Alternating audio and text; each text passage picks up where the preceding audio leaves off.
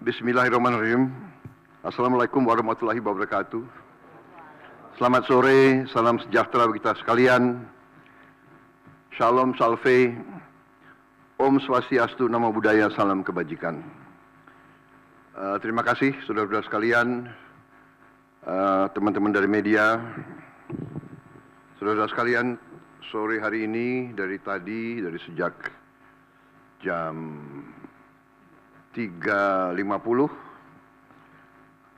kurang lebih saya hadir mengikuti rapat tutup tahun dari Menteri Keuangan dan jajarannya. Jadi pada hari ini jajaran Kementerian Keuangan mengikuti arus masuk uang ke pemerintah Indonesia dari perpajakan, dari bea cukai, dari PNBP, ya. Kemudian karena tepat pada waktu nanti 00, berarti tahun anggaran 2024 ditutup. Tadi saya diberi paparan oleh Menteri Keuangan pelaksanaan dari APBN 2024 dan alhamdulillah di tengah tantangan global yang penuh ketidakpastian, penuh ketegangan, penuh penekanan terhadap perekonomian dunia seluruhnya yang mempengaruhi harga-harga komoditas, yang ujungnya mempengaruhi penerimaan kita, juga mempengaruhi harga-harga minyak dan gas. Ternyata kita masih bisa mengelola keuangan negara dengan prudent, dengan bijak, dengan hati-hati, dan kita masih mampu untuk mengendalikan defisit kita dalam koridor yang masih cukup hati-hati dan cukup mampu kita kelola. Dalam hal ini juga saya kira ada baiknya juga saya menyampaikan beberapa hal tentang kenaikan tarif pajak pertambahan nilai PPN yang mungkin masih ada suatu keraguan-raguan atau suatu pemahaman, ya, yang tepat, sehingga saya setelah koordinasi dan diskusi dengan Menteri Keuangan dan jajaran beberapa kementerian lain, saya merasa perlu bahwa untuk menyampaikan sendiri masalah PPN 12% ini. Jadi saudara-saudara sekalian, kenaikan tarif pajak pertambahan nilai menjadi 12% ini merupakan amanah, merupakan perintah dari Undang-Undang Nomor 7 Tahun 2021 tentang harmonisasi peraturan perpajakan. Jadi, sesuai kesepakatan pemerintah Republik Indonesia dengan DPR tahun 2021, kenaikan tarif dilakukan secara bertahap dari 10% menjadi 11% mulai 1 April 2022. Ini sudah dilaksanakan. Dan kemudian perintah undang-undang dari 11% menjadi 12% pada 1 Januari 2025. Besok. Kenaikan secara bertahap ini dimaksud agar tidak memberi dampak yang signifikan terhadap daya beli masyarakat, terhadap inflasi, dan terhadap pertumbuhan ekonomi. Saudara-saudara, sudah merupakan sikap pemerintah yang saya pimpin, juga saya yakin juga pemerintah pendahulu saya, bahwa setiap kebijakan perpajakan harus selalu mengutamakan kepentingan rakyat secara keseluruhan, perlindungan daya beli rakyat, serta mendorong pemerataan ekonomi. Komitmen kita adalah selalu berpihak kepada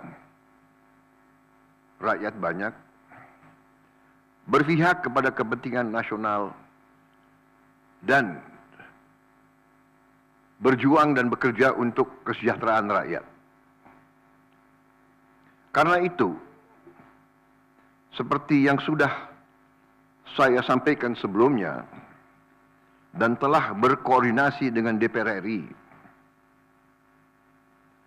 hari ini pemerintah memutuskan bahwa kenaikan tarif PPN dari 11% menjadi 12% hanya dikenakan terhadap barang dan jasa mewah.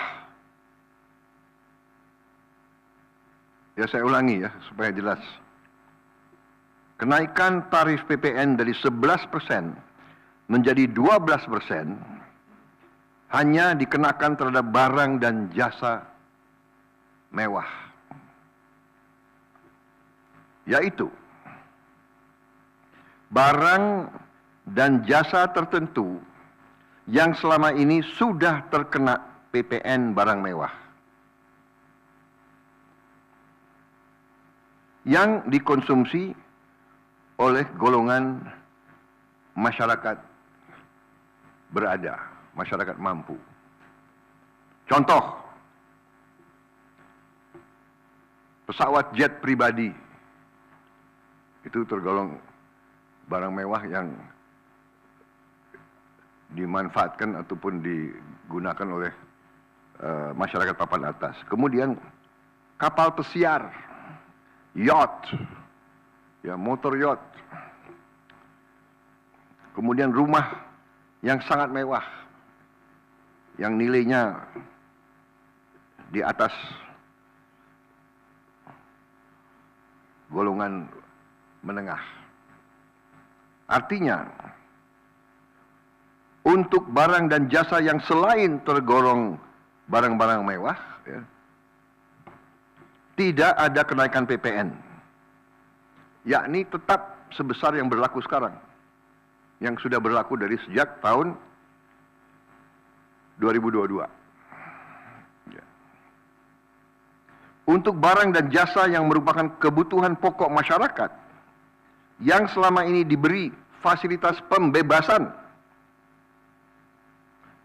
atau dikenakan tarif PPN 0%, masih tetap berlaku. Ya, saya ulangi, barang dan jasa yang merupakan kebutuhan pokok masyarakat, yang selama ini diberi fasilitas pembebasan dari pajak, ya, yaitu PPN 0% masih tetap berlaku.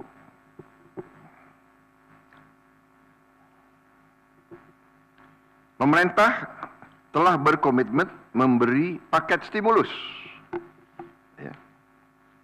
Nilai stimulus itu adalah 38,6 triliun. Seperti yang pernah diumumkan sebelumnya. Bantuan beras untuk 16 juta penerima bantuan pangan, 10 kg per bulan. Diskon 50% untuk pelanggan listrik dengan daya maksimal 2.200 volt. Pembiayaan industri padat karya. Ya. Insentif PPH pasal 21 bagi pekerja dengan gaji sampai dengan rupiah 10 juta per bulan. Kemudian bebas PPh bagi UMKM beromset kurang dari 500 juta per tahun dan lain sebagainya. Jadi paket stimulus ini nilainya semua adalah 38,6 T. Untuk barang dan jasa yang dibutuhkan oleh masyarakat banyak, yang tetap diberi pembebasan PPN, yaitu tarif 0%, antara lain kebutuhan pokok, beras, daging, ikan, telur, sayur, susu segar, jasa pendidikan, jasa kesehatan, jasa angkutan umum, rumah sederhana, air minum. Saudara-saudara, dengan ini saya kira sudah sangat jelas bahwa pemerintah akan terus berupaya untuk menciptakan sistem perpajakan yang adil dan pro rakyat. Saya kira hal-hal yang lebih teknis akan ditindaklanjuti oleh kementerian-kementerian yang terkait dan semua lembaga yang terkait. Saya kira itu saja dari saya. Terima kasih. Wassalamualaikum warahmatullahi wabarakatuh. Salam Salve, Om Santi Santi Santi, Om Namo Buddhaya, salam kebajikan, dan selamat malam tahun baru.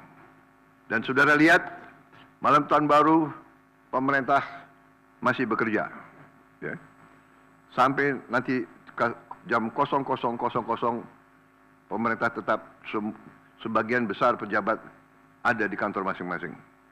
Saya kira itu, sekali lagi, untuk seluruh saudara-saudaraku sebangsa dan setanah air, selamat menghadapi tahun baru. Kita hadapi tahun baru dengan gembira, optimis, percaya diri bahwa Indonesia akan bangkit. Terima kasih.